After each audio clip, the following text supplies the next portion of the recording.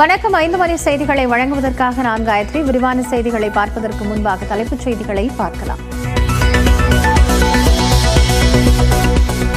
தமிழ்நாடு நோக்கி வரும் ஆழ்ந்த காற்றழுத்த தாழ்வு பகுதி. தஞ்சாவூர், நாகை, கடலூர் உள்ளிட்ட 5 மாவட்டங்களில் இன்று கனமழைக்கு வாய்ப்பு.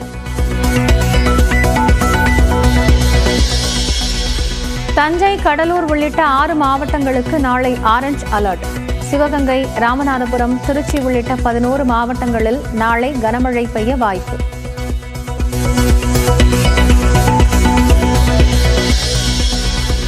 சென்னை, காஞ்சிபுரம், திருவள்ளூர், செங்கல்பட்டில் நாளை முதல் 2 நாட்கள் மழை. வானிலை ஆய்வு மையம் கணிப்பு.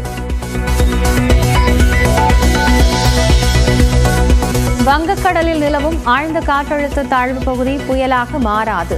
தென்மண்டல வானிலை மைய தலைவர் பாலச்சந்திரன் விளக்கம். தற்போதைய நிலையில் இல்லை.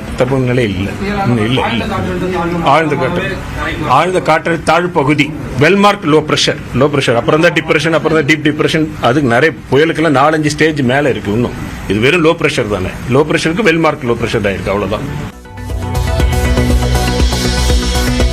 வன்னியர்களுக்கான உள் இடஒதுக்கீடு வழங்கும் சட்டத்தை முறையாக கொண்டு வராததே உச்சநீதிமன்றம் தடை விதிக்க காரணம். சட்டப்பேரவையில் முதலமைச்சர் மு க ஸ்டாலின் விளக்கம். நீங்கள் இந்த சட்டத்தை கொண்டு வருகிற போது முறையாக கொண்டு வரவில்லை. இருந்தாலும் அது அமுல்படுத்தப்பட்டு கொண்டிருந்தது. இதற்கிடையில தான் உச்சநீதிமன்றத்துக்கு சென்று தடை வாங்கப்பட்டிருக்க சூழ்நிலை. என்ன செய்வது? யாருடைய தவறு?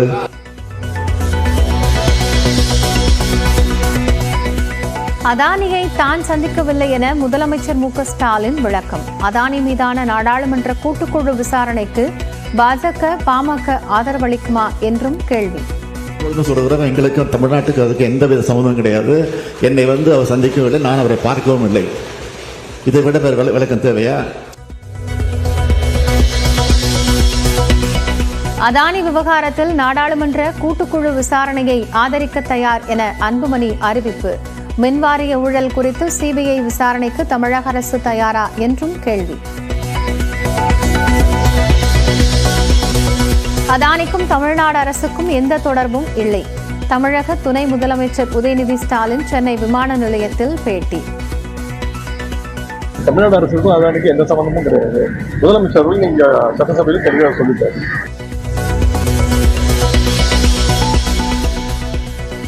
முதல்வர் ஸ்டாலின் தவறான தகவல் கொடுத்து அரசியல் ஆதாயம் தேடுகிறார். தம்பிதுரையின் மாநிலங்களவை பேச்சு குறித்த விவகாரத்தில் இபிஎஸ் குற்றச்சாட்டு. இன்னைக்கு டங்ஸ்டன் சுரங்கம் அமைப்பதற்கு மத்திய அரசு நடவடிக்கை எடுத்திருக்கு. அதை மறைப்பதற்கு எங்க மேல் குற்றம் சொல்லி தப்பிக்க பார்க்கிறாங்க. இது இந்திய அளவில் இந்த மசோதா கொண்டு வந்திருக்கிறாங்க, தமிழ்நாட்டுக்கு மட்டும் இல்ல. அப்ப கொண்டு வருகின்ற பொழுது ஒரு பொதுவான கருத்தை எங்களுடைய நாடாளுமன்ற சென்றார். சாத்தனூர் அணையில் எச்சரிக்கை கொடுத்து நீர் திறக்கப்பட்டதால் உயிரிழப்பு குறைவு என முதலமைச்சர் மு க ஸ்டாலின் விளக்கம். சாத்தனூர் அணையை பொறுத்தவரையில் 5 முறை வார்னிங் கொடுத்து எச்சரிக்கை சொல்லி அதற்கு பிறகுதான் படிப்படியாக திறந்து விடப்பட்டிருக்கு. அதனால்தான் சாவு எண்ணிக்கை ஒரு 5-6 சாவு எண்ணிக்கை மட்டுமே நடந்திருக்கிறது. இதுதான் உண்மை. செம்பரம்பாக்கம் ஏரி விவகாரத்தில் எந்த அடிப்படையில் 250 பேரின் உயிர் போயிருக்கும் என கூறுகிறார்கள் என்று இபிஎஸ் கேள்வி. திருவண்ணாமலை அண்ணாமலையார் கோயில் தேரோட்டம் கோலாகலம்.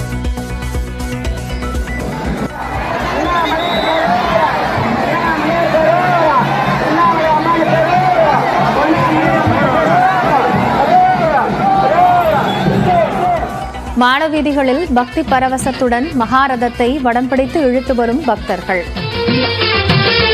ஹர ஹரோ ஹர சிவ சிவ ஹர ஹரோ ஹரா, அண்ணாமலை ஈசனுக்கு ஹர ஹரோ ஹரா. ஹர ஹரோ ஹரா சிவ சிவ ஹர ஹரோ ஹரா.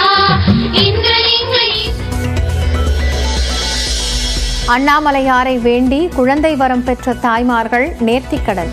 கரும்பு தொட்டிலில் குழந்தையை சுமந்து சென்று வழிபாடு. ತಮ್ಮ ವಸ್ತುಗಳು ನೋಡಿಕೊಳ್ಳಿ. ನಿಮ್ಮ ಹತ್ತಿರ ಕಳ್ಳರು ಇರಬಹುದು.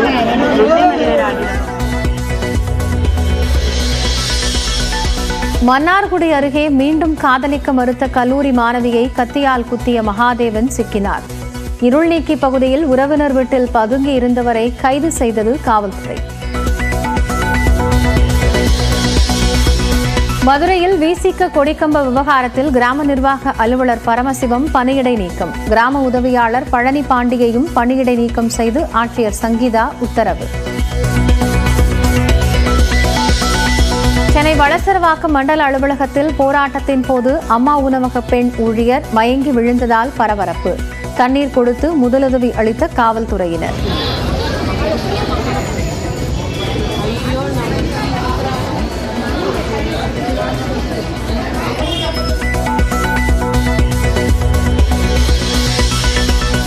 திருப்பூர் அருகே சாலை விபத்தில் உயிரிழந்த உதவி தலைமை ஆசிரியை சரஸ்வதி மற்றும் மாணவி ராகவி குடும்பத்திற்கு முதலமைச்சர் மு க ஸ்டாலின் இரங்கல். தலா 2 லட்சம் ரூபாய் நிவாரணமும் அறிவித்தார்.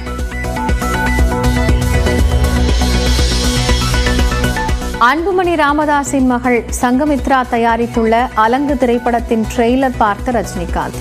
ட்ரெய்லர் சூப்பராக இருப்பதாக படக்குழுவை வாழ்த்தினார்.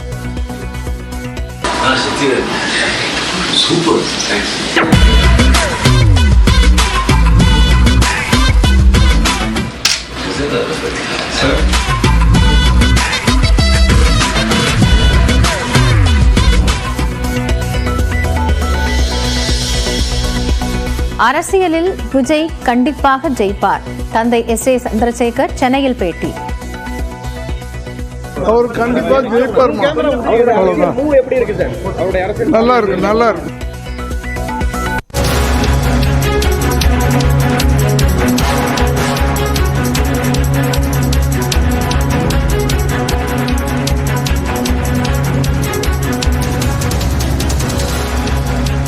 அண்மை செய்தியை பார்த்துக் கொண்டிருக்கிறோம். பிரேமானந்தா அறக்கட்டளை சொத்துக்களை பறிமுதல் செய்ய பிறப்பிக்கப்பட்ட நோட்டீஸை ரத்து செய்ய சென்னை உயர்நீதிமன்றம் மறுப்பு தெரிவித்திருக்கிறது.